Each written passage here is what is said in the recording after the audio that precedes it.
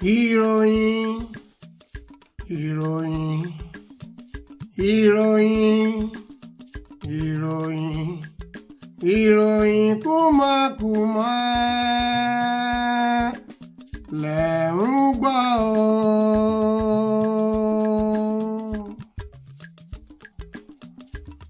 Nínú òkúta ọ̀gá nìkan ń wò káwọ̀sọ kó ṣe rẹ́gí Ọ̀ọ̀nìrìṣà ló ń jẹ́ bẹ́ẹ̀. Hafsatu Balógun ló sọ bẹ́ẹ̀ lákòókò tí wọ́n ya fíìmù Ọ̀ọ̀nìrìṣà òun làgbà ní ìdí ìrókò. Kábíyèsí o. Fathia Balógun ti gba ọkọ mi o. Alhaja Prophetess Ìyábọ̀ Òjó ló sọ bẹ́ẹ̀ ní ọjọ́ tí Saheed Balógun kọ bí wọ́n ṣe ń fi awẹ́ ìdí kan jó ìlú bàtá ní hòtẹ́ẹ̀lì kan tí kò jìnnà sí ìlú Cameroon. Kódà Saheed Balógun ẹ̀ là ń kọ́ àǹtí Ìyábọ̀ Òjó wọ́n ṣe ń fa awẹ́ ìdí kan jó bàtá. Léwu díẹ̀ o. Màmá Bobrisky ti sọ̀rọ̀. Ọmọ China ni mo bí Bobrisky fún o. Ló jẹ́ kó jọ pírẹ́sídẹ̀ǹtì China bí ìmúmu. Ṣùgbọ́n ìròyìn kúmọkùmọ ló sọ bẹ́ẹ̀ o.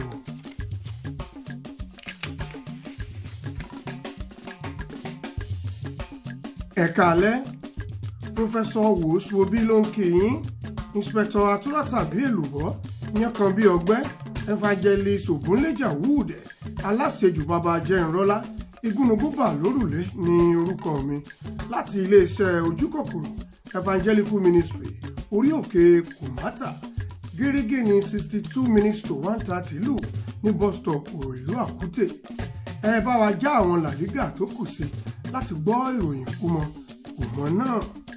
Ẹ wò mí kẹrẹ́rìn ṣàrà lójú ọ̀tá tó ń wò mí tẹ̀gbintẹ̀gbin.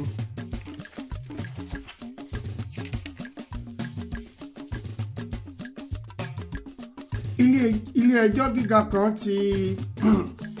gíga kan tí kò jìnnà sí ìlú àwọn màmá Fẹ́mi Adébáyọ̀ ní ìlú Ìlaró ni adájọ́ àgbà Justice Ẹnuọyàn ti dá ẹjọ́ pàṣípààrọ̀ fún Ìyábọ̀ Òjó àti Madam Olúwa Fathia Balógun. Ọ̀rọ̀ yìí wáyé lákòókò tí ọmọ olókìkí ni ẹni ọ̀wọ̀ àpòsù Ìyábọ̀ Òjó ń sunkún bí egbére níwájú papátọ̀síbẹ̀ tí gbogbo àwọn ènìyàn mọ̀ sí asakasa.com. ọ̀nìrọ̀rìn ẹ̀kún.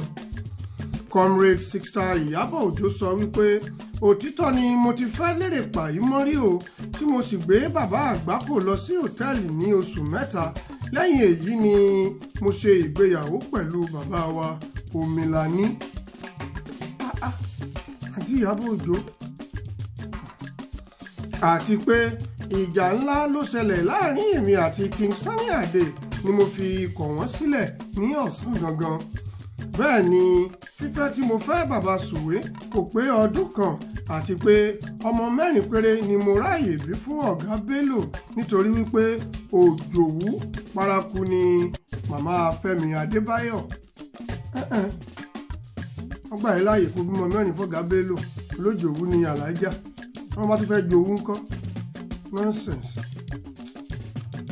Ìròyìn kúmọkùmọ lẹ̀ ń gbọ́. Báwo ni ọ̀rọ̀ ọlọ́rọ̀ ṣe ká yín lára báyìí?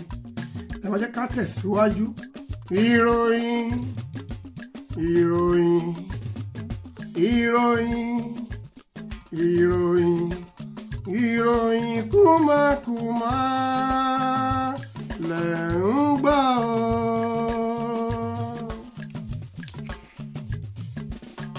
Ẹ ṣé bí ẹ ti ṣe ń mi orí lẹ́gbẹ̀lẹ́gbẹ̀ bí ẹni tí ó san owó oṣù nù.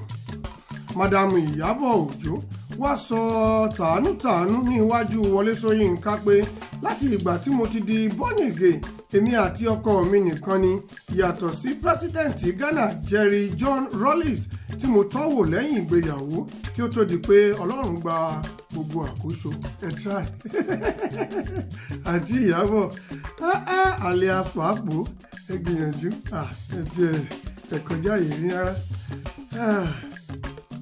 ìbínú ọ̀rọ̀ yìí ló jẹ́ kí adájọ́ àgbà Sunday Igboho aka ọmọlíle lawa.com sọ̀rọ̀ pẹ̀lú àṣẹ lẹ́nu pé ohun tó bá mú kí Alhaja Fathia hu irú ìwà yìí ó di dandan kí wọ́n wọ́ ọ ní tìpátìkúùkù wá sí inú sẹ́ẹ̀lì òun tí kò jìnnà sí òtẹ́ẹ̀lì kan ní ilé Olúbàdàn ní ẹ̀gbẹ́ ìlú Dubai.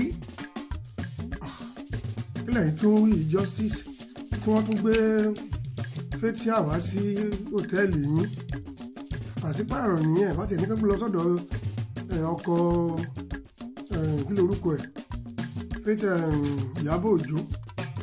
Anyway, ìròyìn kúmọkùmọ náà lẹ̀ ń gbọ́ ẹ ṣe bí ẹ ti ṣe serious bí wèrè abẹ́ igi. Alhaja Fathia Balógun wá ké gbàǹjarè lọ bá ọba Olúwo lákòókò tí odidi ọba ń fi ẹ̀ṣẹ́ wẹ́kọ̀mù ọba kan tí kò béèrè lọ́wọ́ èṣù ọ̀dàrà kí ó tó jáde nílé kí ó tó di wípé wọ́n fi ẹnu kó jápì.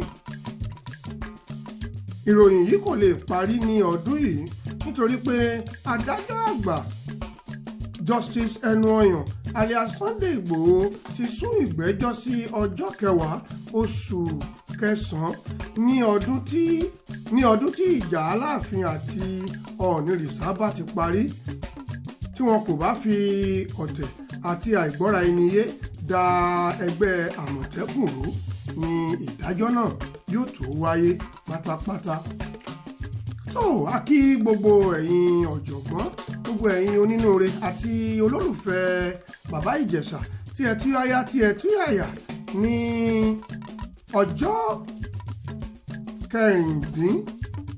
kẹrìndínlọ́gbọ̀n ọjọ́ ẹ̀dákun on the 14 ni mo fẹ́ wí ẹ má bínú ọjọ́ 14 oṣù keje tí ẹ tú yáyá wá sí Moonshine Lounge tí ẹ wá ṣe welcome sir fún bàbá wa oníròyìn kúmọkùmọ.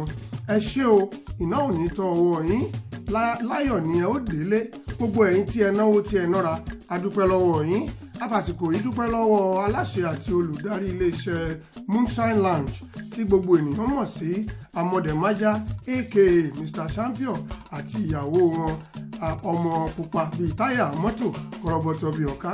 Ẹ ṣé, a dúpẹ́ lọ́wọ́ màmá wa Olúwalára.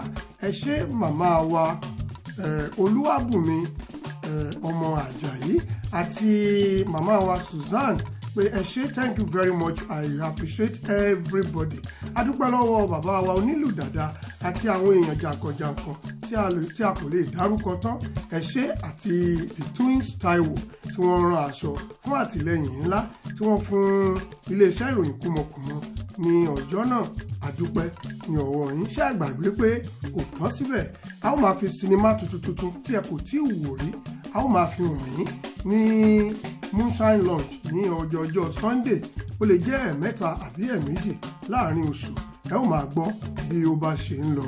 ìròyìn kúmọkùmọ lẹ̀ ń gbọ́ o. Rónkẹ́ Màmá Junior ìyàwó Mr Latin ló kọ ìròyìn yìí o nígbà tí the twins fashion design tí ó tú ní èdè Ẹ̀gbá sí èdè Ìlàjẹ ẹsẹ̀ odò. Èmi ọmọ yín ẹlẹ́nu bí ìgò epo akatakìtì ìjòyè tí dààmú ìlú igbe ńlá tí fagi oko ó ya jíkọlù kan pa àjàǹpàtì ẹrù fímọ́ lògbòlògbò ni mo kà á fluently sí etí ìwòran yín. Gbogbo wa ni kí ẹ mú o. Ẹ ṣé ẹ̀yin tí ẹ ń comment tí ẹ ń share tí ẹ tún subscribe. Ẹ máa ṣe bẹ́ẹ̀ nítorí pé àtìlẹ́yìn yín ló gbé ìròyìn kúmọkùmọ ró. Láìpẹ́ a ó gba àgbàsílẹ̀ gbogbo ẹ̀yin olólùfẹ́ ìròyìn kúmọkùmọ fún àjọṣepọ̀ àti àjọyọ̀ ńlá kí ọdún yìí tó parí. Ẹ ṣé o, a dúpẹ́ ní ọwọ́ yín gidigidi. Ilé-iṣẹ́ ìròyìn kúmọkùmọ ń dúpẹ́. Ẹ má gbàgbé pé gbogbo ohun tí ẹ bá gbọ́ lórí ìròyìn kúmọkùmọ ká fi dá inú ara wa dùn ni, a kò bá ẹnì kankan jà. Lẹ́ẹ̀kan sí ìyókù tún di ní ọjọ́ 7. Imú yín ni kí ẹ máa fi mí o.